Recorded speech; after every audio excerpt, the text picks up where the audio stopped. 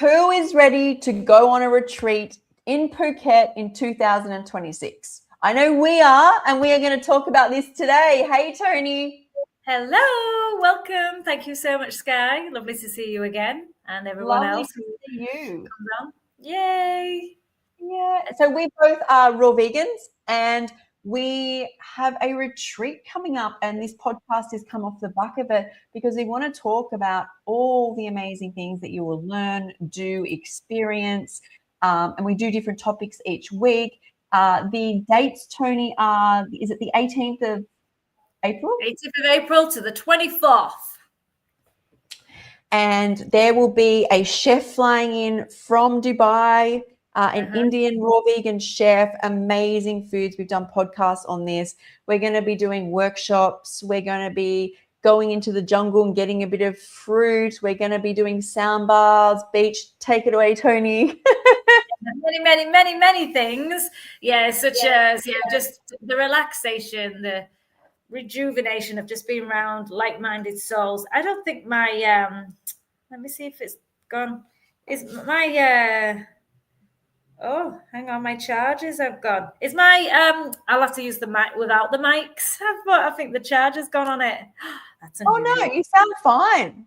Sound okay? Oh, that's good. Yeah. Okay, we'll have to skip the microphones for now. At least it's working. At least it sounds okay. Yeah, so we're going to be having just more of the focus on connection, coming together, experiencing what Thailand does have to offer, but it's really about embracing this lifestyle, and it's a really brilliant place to be, to start you on this path or to immerse yourself further in this path of connection, not just with others, but with yourself, and how we can really start to listen to what our deep at the core of who we are, why we're here. So it's going to be a really nice, soulful experience, I feel, and the foods are really going to enhance that and amplify it and nourish on another level because of the amazing food Garesh is going to create and how we're going to share these amazing, why we want to be eating these incredible, delicious, really vigorous, just has all of those, not just the enzymes, vitamins, but their water content in these foods that are just going to hydrate us to the deepest level. And and then having that serene environment with activities that you can dip in and out of, such as like you said, the sound healing. We've got acro yoga if you're into a bit of movement. We'll do some free flow yoga and some movements. And I do a few things on a daily basis just to get the body, moving and feeling good, and how we can get out of these stuck energies at times, or these trapped, we've got trapped emotions. So we're going to be experiencing the whole thing of how we can really build our lives in a much more in alignment. So then, of course, we're on the beach. We've got access to 2 pools, gorgeous beach. So we'll have our grounding on the beach, barefoot. The heat is what most of us are really calling. I love the heat. That's why I'm in Thailand. But, it's a nice time to come because you're going to experience the coolness of the fresh air on the ocean, but it will be hot. But we're going to have so much hydrating foods and drinks that you're just going to feel like on top of the world. And then with others that are just so excited and in alignment themselves. Yeah, and I think that energy will just bring this massive experience of bliss. I love all of that. I feel like I'm already there. And the foods, as you said, they amplify this. So whether you are a raw vegan or you want to experience the raw food, plant-based lifestyle, wherever you're at, is all the things we're talking about. It's like connecting. I always say, like, you eat raw food and you plug in. Like, what things that I've done my entire life are almost like robotic, or you get some joy, but once you eat raw foods, the way you experience sound, the way you experience water on your skin, and then add to that, like, you compound all these things, right? Because you'll be around people and support and serenity, and, you can go in and get fruits and, like, I'm very, very excited to share this. And we want that experience for you guys so you can understand just the power you have in this universe. If you look after yourself, you fill yourself with all these good habits and practices, you have the best life. I feel like these stuff gives me the life of my dreams. Absolutely. Yeah, it's just a natural progression, isn't it? When you start investing in yourself. I had a really beautiful conversation with a good friend yesterday, and he was sharing how he's in finance, and all his friends and our friends, our mutual friends, are all very focused on work and creating, building money, and they actually do neglect themselves in self-care. And as a man as well, men don't often, many men, not all, but don't invest in self-care. And I think that's, for us, it's just on this path, it's a given, it's a natural, like, I know if I don't invest in myself, I can't possibly be the best I can be with anyone else, with the animals. Like, I work with animals every single day, with dogs, and if I'm not showing up as my best self as much as I can, at least feeling good, then they're going to pick up on that energy. People pick up on that energy. People know, like, when you're just, if you're heavy and not positive, when things are hard and difficult, you become negative, and it just becomes like a downward spiral. When you start filling your own cup, they say about when you're on a flight, if anything emergency was to happen, you put the oxygen mask on first, then you help someone else. And it's the same thing. If we're in service work, caring for others, and you don't have time for yourself, it's not benefiting anybody else, because it will have a knock-on effect naturally, just energetically, not just in the way we're probably reacting. Because when we're not happy, when we're moody, when we're feeling tired all the time, because it's all linked. All, like, what you eat makes you tired. If you don't have enough sleep, you're going to eat rubbish. So it's a vicious cycle that'll continue to multiply. So what we want to be doing is really come back to center, come back to us and what our needs are, fill our cup. And it doesn't take a lot. It doesn't take an awful lot. If you think about the self-care rituals we do, and at first you might want to try and do loads of things, because, like, my morning rituals now, there's a lot, but it's not a lot to me now. When I share it with others, they do go, oh, wow, you spend quite a bit of time on your self-care in the morning, like a good hour of reading, meditating, even doing now my skincare. And we were talking about it last week or the other week.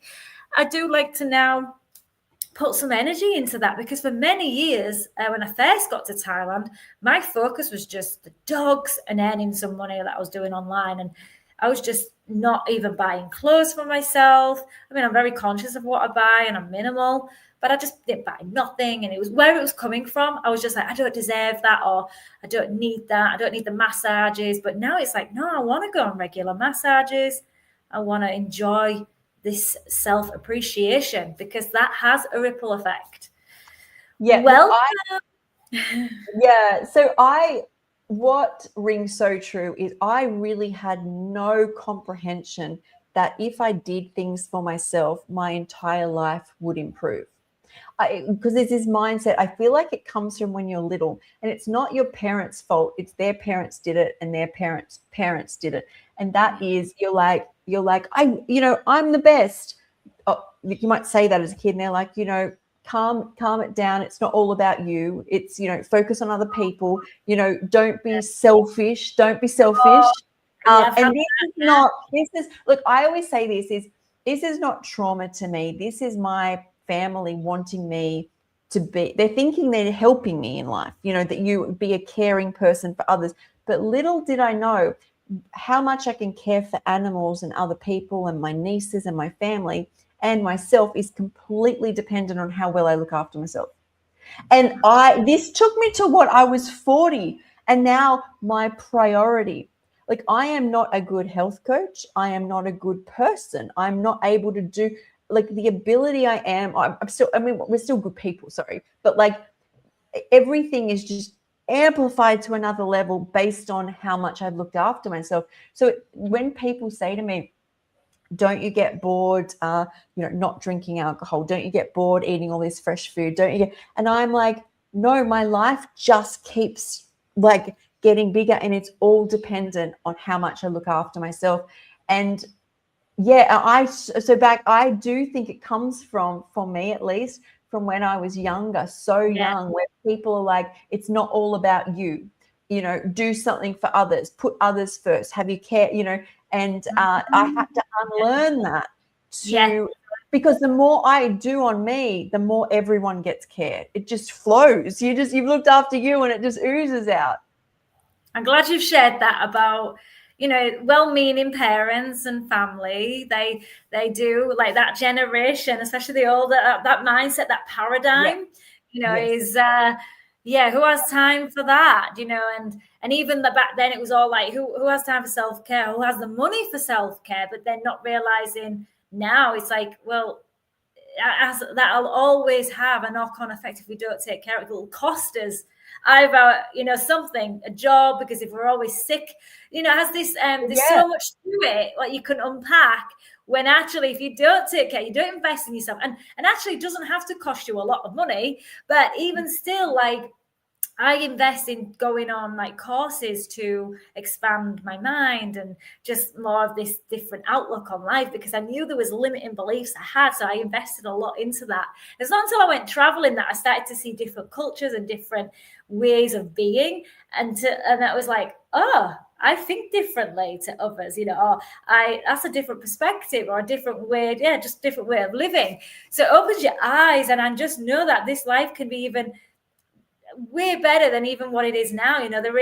Carl Cease always talks about this limited, when we have these dream boards or these visions, our mind is very restrictive, what is possible. So, like, actually having all of these, actually, it's like, even then, it's a good start, but it's actually letting go and thinking, actually, I want this, I want to create this, I'll have this, or even something more, something better, because we don't see what is possible. So when you start to see little changes of these little rituals that you do within yourself, it starts to catapult, and you start to see other ways of, oh wow, I can enjoy things I never used to think was enjoyable. Like we shared the other week about the simple things, just going outside and just being around, like the environment that we're in like, especially where we're at, the lush environment. I can go grounding, I can go to the ocean, and it'd be warm and it's fresh on the sea on my face, and it's like, that's all I need. Who needs to go out drinking? Who needs to go out, eating all, doing all the smoking? I've never smoked, but doing all of these things, because I think what we're trying to do is look at ways we can escape our life. And if we start to implement just these small steps, that doesn't have to cost. And if it does, that's great. Invest more in that, because it will manifest outside of us. And when we see that, we'll start to believe in ourselves a lot more, and others. And I see some, like, just not taking care of themselves because they feel guilty. Like you said, like, you feel, I can't take care of myself. Like for me, I never, like I said, I didn't for years take care of myself. Even my diet was not so good at some point. When I first came to Thailand, I was eating a lot of heavy oils and cooked vegan food, and I was tired all the time. So I didn't have the energy for the dogs. I didn't have the tolerance and the patience, so that it was affecting everyone around me. My partner at the time, I was moody. So everyone was unhappy because I was unhappy, and the dogs weren't getting the best of me. But I felt bad because I was like, oh no, I've got to keep going. I can't go and take some time out or have a massage or, do something nice for myself. But now I'm realized, well, I am much better and peaceful, calm, and tolerant than I used to be. So it will always 100%. You obviously got your really selfish, but everyone has it's all in a spectrum, isn't it? You got your really selfish ones. We can't deny there's really, like, just so, like, potentially self-absorbed. But then I always think, well, there's got to be some good in that in some way. So I try and look at, okay, what else is that? At least they're calm and they're not shouting and screaming. They've got this love, or maybe just peace within them. Not always, but I would say majority of people who take care of themselves will always contribute and give back in ways that are in alignment. That's what I've seen, and we've just got a lot kinder, nicer souls around us when we're doing that. I'm definitely nicer. I always think back to the generation that I watched growing up, because that we become the next generation based off what like our parents and scholars ahead of us or people who are successful ahead of us. And it seemed, besides a few lucky people, that people's success was directly related to the grudge and the grind and how many hours of suffering in front of like study and courses and things they don't want to do to get money to escape and do things that, or basically they forget about their life for the weekend or a holiday. And that's deeply ingrained. Like I remember even very vividly as a child, I moved to America for a year with my family, and dad telling me that all in America that the jobs are in such high demand and want such quality people that people are all at school, like a school being university, while they've got full-time jobs caring for their family, and now they're at night school. And I remember thinking as a child, well, when I get older, I'm probably going to have to do 2 courses. Like it's going to just keep going just to survive, right? Mm-hmm. And that's nobody's fault. That's my interpretation of things. But little did I know, once again, that the life of my dreams was dependent on, first off, looking after yourself. And then and I think the motivation is, it's not narcissistic, because my goal is to find the love. Like the reason I get massages, the reason I do juice is to find self-love. If that's the true motivation, like it's not to make money, right? I think that is when you are being selfish. When you are being selfless, your motivation is love, because when you become full finally, and when you first start your healing journey, it can take a bit, and you go through emotions, because you do have to say no a lot to people. I'm not going to do that and whatever.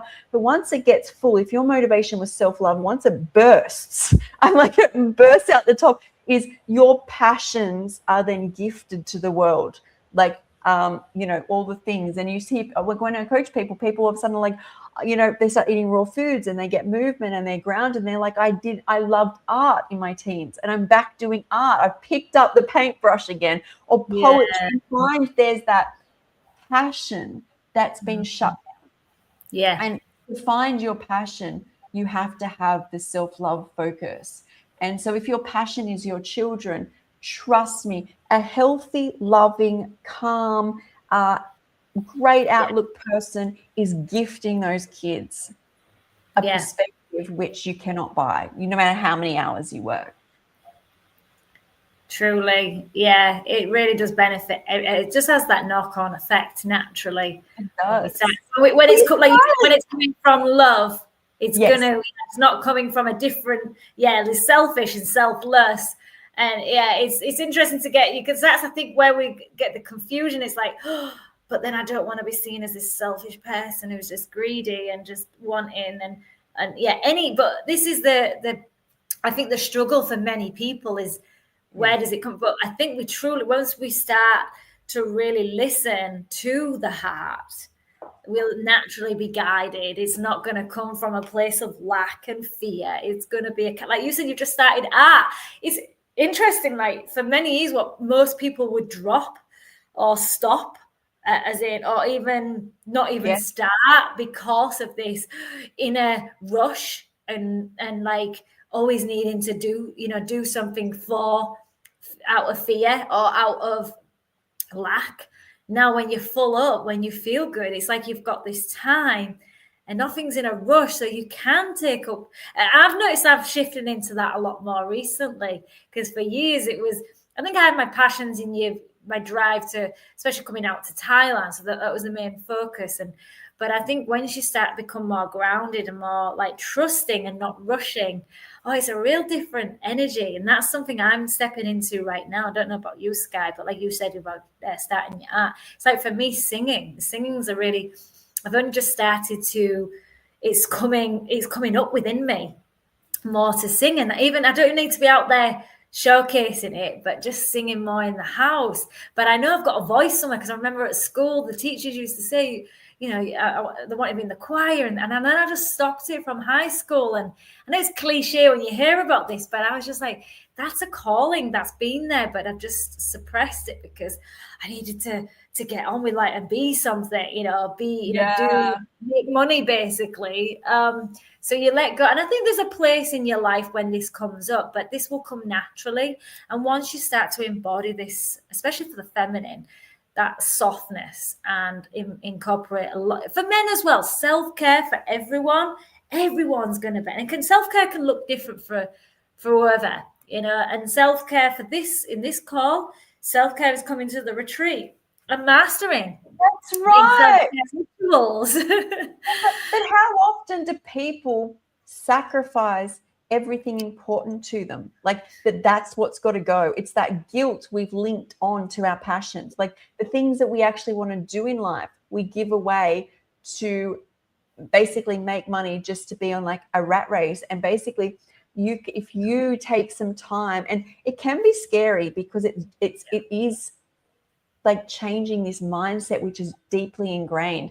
But basically, the life of your dreams is waiting for you. And all you've got to do is love you. And that's what this retreat's about. I'm just going to put my air conditioning on. It's getting steamy. I turned it off. I've just turned mine off. Steamy. And I think it doesn't have to be all or nothing. It's just taking those little steps, being around like-minded souls, being on these lives, coming to the retreat, taking every day just little moments of your day. Like I said, it doesn't need to be this all or nothing. It can be the little things of 10 minutes of meditation, or 10 minutes when you're eating, having no phone, no other distractions apart from when you're eating, being present with your food and just being. That's it. That's for me is so nourishing and nurturing. If I could just have those quiet moments, for me, I love the quiet moments now. I never used to like it before. I didn't realize how, you know, many people don't enjoy being alone, being on their own, you know. And oh, sorry. Yeah, no, just I'm seeing it more often now, and especially with myself when I catch myself I'm on my own, especially many times when you're working online. I've got dogs, of course, but when I used to think, oh, it's unusual, especially being single, you kind of, when you're used to that, or when you've been in a relationship and then you come into single and you're on your own, it's like there's a lot more quiet moments. Yeah. I was going to say the food is such a huge teacher. Like I feel like when I was lost at rock bottom and, you know, I had nothing, I had the FND and I'd been an alcoholic, and the teacher for me was nature. But sometimes we can't even see nature until we start to get grounded and then we feel it, right? But it's a powerful teacher. But the food really made me, it cleared things to actually allow myself to feel safe before I could actually, you know, use a new mindset, start going for walks. And, you know, when you add the food with the walks, with outdoors, with sound healing, with great people, with knowledge and education and peace and a beautiful environment, you can feel so much more of your truth. And sometimes the universe wants us to push ourselves outside and start teaching us to pay for things for ourselves, to put ourselves first. And it can feel uncomfortable to book a retreat, to book a sound healing, to book a coach or something. But in my experience, when you start choosing you, the universe starts giving to you. Yeah, like, I've experienced work as hard at like book knowledge now, or knowledge education, as I do on myself, because it's like my true purpose just keeps coming out the more I work on me. And it's just such a different paradigm to how I grew up thinking you achieve things in life. Yeah. How when did you start seeing those shifts that was making it more clear? Because there's times where you feel it, but you don't know really how to understand it, to have it as a lesson. Do you know what I mean? It takes some time. Is there any moments that you felt, okay, this is where I've really seen a shift? So first it was the feeling of the days that I ate fresh food. and that I felt no symptoms. And I was like, I started to think, well, if all these educated people like professors and doctors and top surgeons and psychologists and nutritionists and osteopaths and chiropractors and nurses and the list goes on, right? Probably $1 million spent on my health, are so wrong. And I, at rock bottom, like not even accessing my brain, can feel well. What is humanly possible? Like there's no words to understand what 32 years of chronic illness, to go through all these surgeries, to have 8 organs removed, to lose your family, to be homeless, to be at rock bottom, to be an alcoholic, your liver's failing, you've got chronic anemia. Okay, the list is so long, right? And that girl ate veggies and a bit of fruit and fixed what all this money had been, these people's whole lives dedicated to healing people, and all this investment into that. And I'm here so beyond broke. I don't even know how I was alive. It's like dying and chewing a carrot. That's what it felt like, right? I was like, what is humanly possible if I can do this in this state? And all I knew at the start was to just eat the food not cooked. But then it made me question everything and trust how I felt, not what I saw or had been, you could call it brainwash, educated to. And so and I still navigate like this. And we talk about this a lot. Like if it doesn't feel right, I will halt it at 100 miles an hour. And I'm friends with a lot of raw vegans. They all do it because feelings become so vivid and so strong, right? You can't sit in it because it almost kills you. And I trust in that so much. But that was the guide. And remember, having a functional neurological disorder was like I'd had a stroke. I couldn't concentrate, hadn't really read much except basic lines, and could type only a few things now and again online, only if medicated. And then I would just go out again.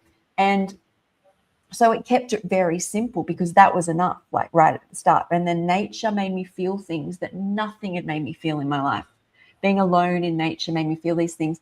But the aha moment was I was sitting, and you have to understand, I was sitting in donated clothes. I was outside. I followed the sun. So when I could get up, wherever the sun was, because I was coming off all these things, I couldn't keep warm. I was only tiny, if you've seen photos of me.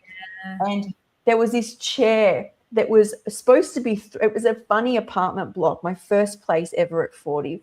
And there was not much nature, but there was a parking lot that was all concrete out the back. And there was a chair that was half broken. It was supposed to be thrown out. I got the chair, all the rail, the bar, all the, what is it called? It was half falling apart.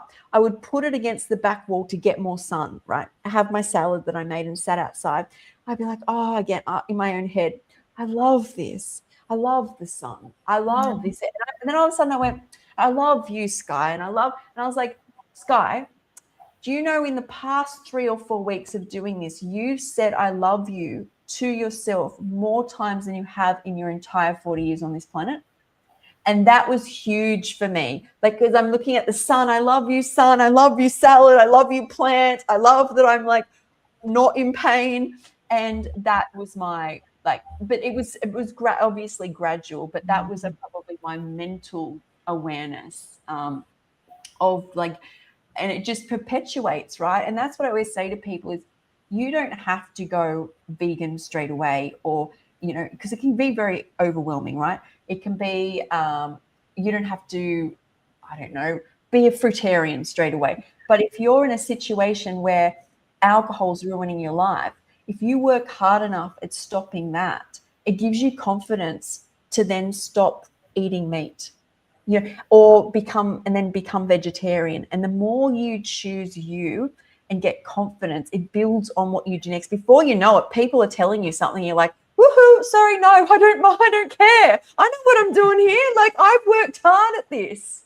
Yeah, there's no pressure. You feel like, it's like when people say, oh, what about when people ask you, they're at you. When I used to go out drinking, I used to always avoid when I wanted to leave like early, they're all like, no, come out. Or when you wasn't drinking, they'd be like, drink, put that pressure. Now it's like nobody, because of my confidence when I go out, we're out anywhere, it's like no one would even, it's like they don't even, there's no, it's like it just doesn't happen. Like they know what I eat, they know what I do, they know I don't drink.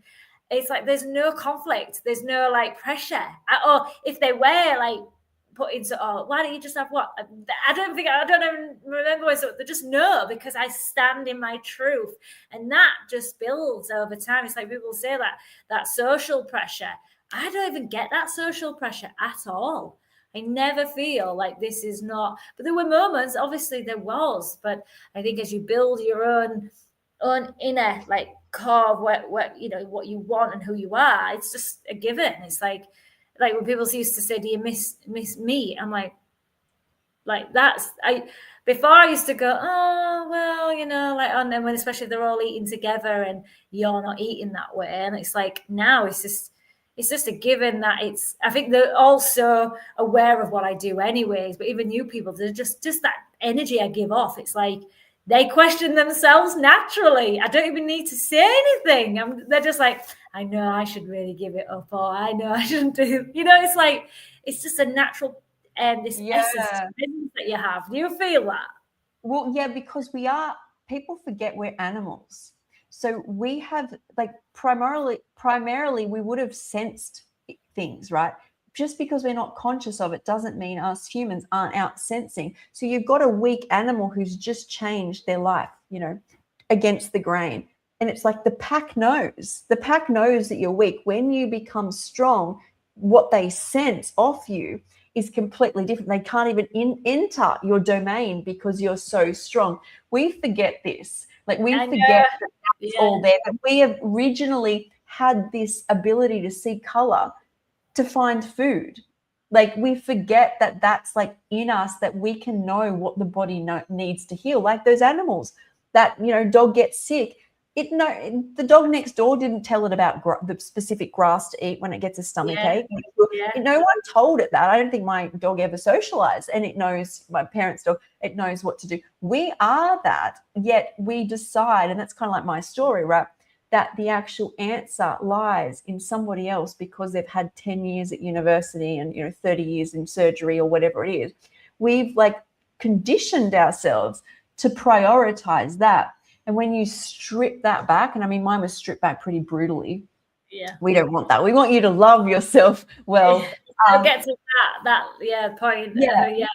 But you actually have the ability, like even I've shared how I would be shaking and there'd be thrown out charcoal from barbecues in a park, and I just knew to pick it up and start rubbing it across my hands and my body would just stop shaking. I don't know what was going on, but it worked. Wow. And I'd have charcoal in my pockets. Like if you pull out my pockets, I don't understand it, but we all have this. It's just we are. I was way down in it, right? But when you could say down in it, but it could be a gift, right? I guess it's the gift of life again. But most people are so, and you know, the more you're able to control your conditioning, the more conditioning you like to bring in. You know, you just say you become a doctor, now you're going to become a surgeon. If you become a surgeon, I'm going to become a professor of surgery, and you can master. And I think if that comes from self-love, I think that's all fine, right? Yeah. But you know, I like that's it's everybody's life, but you don't want to be blind. You want to know what life is. You know, life truly is. And like we've already shared about the infiltration of the whole system, once you've seen that, you can't unsee, and it's like it's just naturally you start getting guided. Like you said, you've just got this innate, this GPS within us, and it just needs to just start stripping away, dissolving all of these layers that are just being built of programs over the years, that we start to see the real truth. And that takes some unpacking, and it's more unlearning rather than learning, isn't it? And that's what we're really getting people to come back to their true nature of what we are. It's very simple, you know. We want to overcomplicate many things, and I think for most part, if we just strip away and keep things simple, we're going to be naturally guided. And that's why I feel if you're on these calls, it's already there. There's these seeds are already starting to germinate. You know, we're starting to see what is available to us from this place, this sacred place.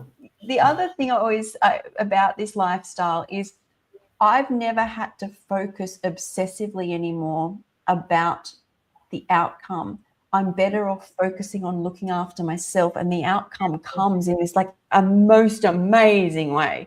Like it was even like aha moments when I was in New York, and when I was really sick, I could only dream of getting there. But my focus was never New York. My focus was, if you look after you, everything meant for you will happen. And when people can grasp that concept, the sky's the limit. Yeah, absolutely.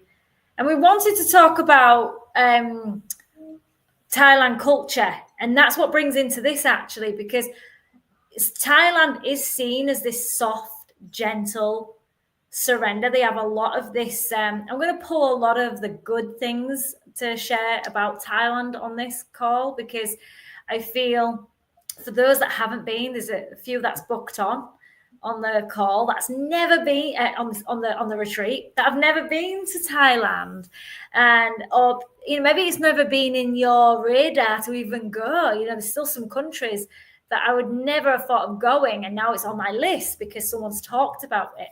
So I want to just share like how it can really nourish our soul, like coming to especially the tropics, where there is abundance of fresh fruits, fresh whole foods here. And this is going to, like you said about amplification, it's going to amplify that frequency within. And if it's part of that rituals to get here, you'll see the guidance of this energy here, because obviously you've got your monks here, your Buddhists, and they really do move for the most part through an energy that is very loving, very soft, very gentle, without forcing. And you'll generally expect that, especially the Thai way, is very present, it's very moment. And it's a nice place to experience. Now, Phuket does have a tourist vibe to it, but there's moments, there's parts of it that's why it's so popular, because it has it all. Because some people want to come where it is easy, accessible, and then there's your wildness, and it offers all of that. But I think for the most part, what people come for here, the culture, is really that slow pace of living, of just returning. Because when people think of slow, that means doing nothing. Slow here actually means doing what's in alignment.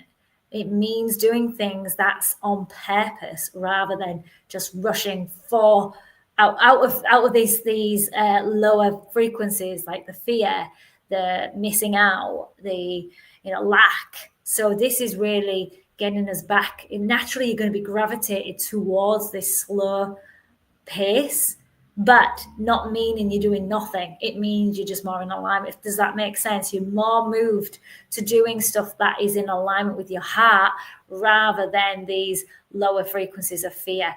And that's where you're going to get the fulfillment, and you naturally start to build on these self-love practices. And that's where your health is going to be up there in the higher places that you've never experienced before. And it's a natural given. As soon as you come here, you'll experience this grounding effect of serenity, of beauty, wildness as well. There's a lot of untouched areas and beauty here that is, I'm in awe of. When you look up, sometimes we're moving through life just busy, and I just look up and I see the mountains, or the green, the ocean, and the hills, and it's just like, wow. I can't believe I'm in paradise. It's paradise. And what people see in these pictures is what you will experience. It's a beautiful, it's got everything you need here. And that's why I do love it, because it does bring in the Western of, you've got access to most things.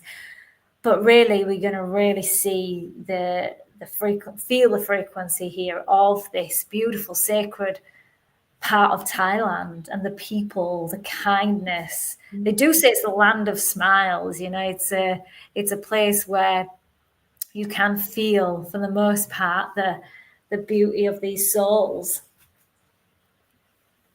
I've like just drifted off there. Like you swept me away. You swept me away there. That's what we want. We want to feel this sort of thing so you can feel where you're called to.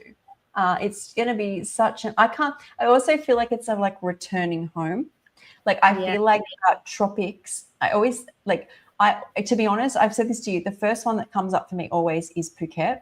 The second is probably Hawaii, and then somewhere like Bali or the Philippines or the Maldives is that to me is like, you could put me on a, like, I mean, it's Paris. I mean, I was living in parks, like, you know what I mean? But like, I'm going to a beach and giving me fruit and giving me time, endless time. Some people might think that's boring. To me, I know I'd be so locked into the magic. Like it'd be returning home. And, you know, that's what I feel like this retreat is you get to return home to discover yourself. And then off the back of that is, and, you know, we want you to take this back to wherever you come from. And maybe you are someone who's around snow, or you're someone who's around a forest, or someone like me who it's subtropics, like a beach, and you can make your environment like work for you. And work for you is probably the wrong word, but you can ground and you can experience in your environment because you've learnt it at home, right? Is like returning home. And because there's power no matter where you are in the world, right? Like you can feel nature speaking in different levels, in different ways. But when you're in the tropics with tropical fruit, raw food, like I'm just Some people just get this. When I first came, it was like I was so drawn. I had to come back. You know, I came back another 4 times, I think, before I decided to move here. And that was like, I think 15 years ago when I first came. Yeah, 15 years, 2010 I came here. And that was the first 3 weeks of traveling, backpacking around to all feels like because there's some of the islands I've gone back to and I've been, but I can't remember them because it was so condensed. So it'd be nice for you to all this is actually going to lead on to, because some of the questions we've been getting is actually being in one place is really, really special. And I think needed, especially when there's so much to offer, especially in Phuket, first time, or especially with someone like myself who's been here for now 9 years, but coming 15 years, you'll really start to see the real like gem, or see the magic that's in just one place. Even just in the area we are going to be in is just so special. But if you do choose to come and do the 7 days retreat, I would recommend, if you are doing a long distance, a long haul, come here maybe the day before, or 2 days, or depending on what your budget is, depending on what. I am going to make some suggestions, Ty, on the website of recommendations of places to stay and areas to stay when you come, because obviously this is all very individual. You know, it's independent of what you guys are looking for. But I would say the retreat 7 days. Personally, for me, I would like to come a little bit before. Doesn't matter, because you're going to rejuvenate, you're going to relax. But stay in Phuket, you know, maybe, or if you landed in Bangkok, stay in Bangkok for a few days, you know, maybe even 3 or 4 days, and then come down to Phuket.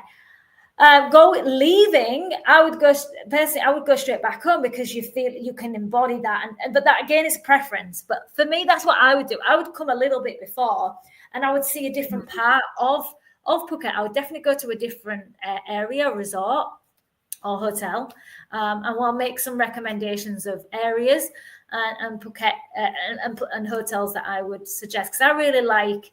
Because I lived in Talang, Chantilly, which is the north of Phuket, for like 8 years, and I only came down to the south of Phuket this year, so for a year. So I would say stay near the airport when you first arrive, and really get to know like Nanyang. So that's near the airport. So it's close by. So once you land, you can just get into the hotel, stay a couple of days or forever how long, and enjoy that area, and then come down. And it's about an hour's drive, depending on traffic. It's about an hour's drive coming down from the north. So that's not far, you know. But when you're tired, you're jet lagged or whatever, maybe you want to spend some time. Or just come straight there. The check-in is at 12. I know some people was asking me. It's the same as anywhere else with check-in and check-out. 3. It'd be 3 check-in.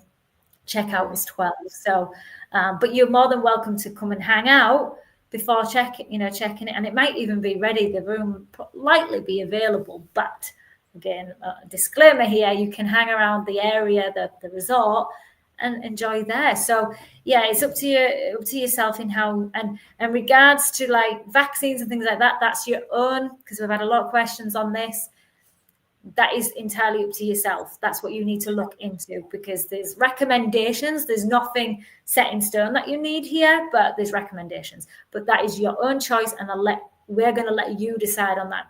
Don't ask us, because this is here for. We have our own opinions, but our opinions can get changed. But we're also not medical professionals, so if something does happen, you want to cover all your bases and see what works for you. That's your responsibility, not ours. Yes. So that's what we wanted to make clear. Are there any other safety risks or concerns that come up when you think about traveling to Phuket that people should? I do see people get bitten a lot dusk and dawn of mosquitoes. We do have dengue at times, dengue fever, but make sure you've got a repellent that's probably non-toxic. And there's plenty of non-toxic repellents that you can use. I personally don't get eaten so much because I'm eaten by these mosquitoes. I think they like new, fresh blood. But I'm not immune to them. I do get from time to time. So just be aware of the mosquitoes. It's because we're at the beach, we're at the ocean. So it's not heavy there. But because they don't like a little bit of wind, they don't like it. So have your fan on, you can even buy a little fan if you wish, a little mini one. But generally, if you're protected with the non-toxic repellents, then you should be good. But just be aware, it's more, generally they come in out at dusk and dawn. So they peak times. But yeah, around the ocean, you don't tend to get any. And where we are, it's going to be breezy, but you can experience them at the dusk and dawn. Okay, good information. Is there anything else that you wanted to cover? And what else would I say to recommend to bring as well? Because people were asking me that. I think some of it's on the website anyways. The information is in the description box on our website for the retreat. But overall, I think it's just bring in light, comfortable clothing because it's hot. So light things. Even on the evenings, it's hot.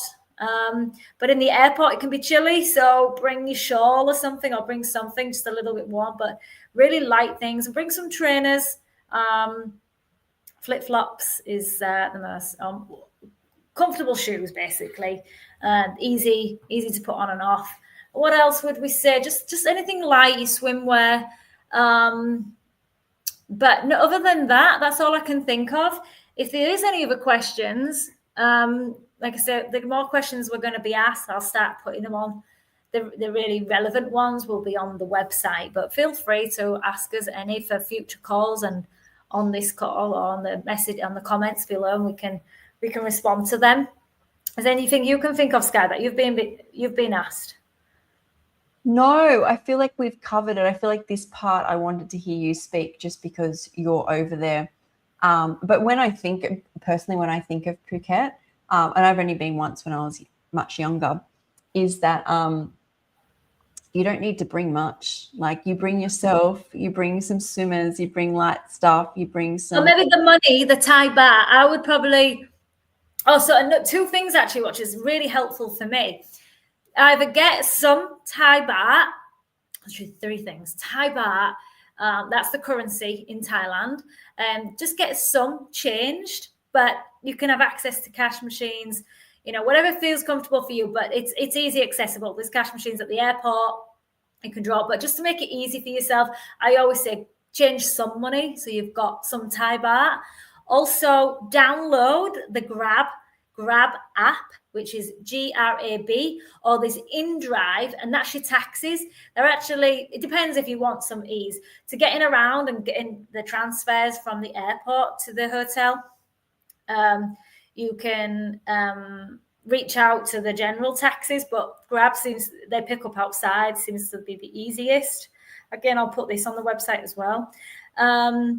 What was the third? So currency, There was a third one, but I forgot. So it'll come back to me. But it's very easy to get around and grab, which is your taxis. It's a online app. SIM card. That was it, because you can't get the Grab if you haven't got a SIM, unless you're using data roaming, which can be highly expensive. What I would recommend is actually getting just a SIM card from the airport. AIS is the most popular one. I'd stick with AIS. Just get a tourist SIM card. That's all you need. It'll last you for I think they do 2 or 4 weeks.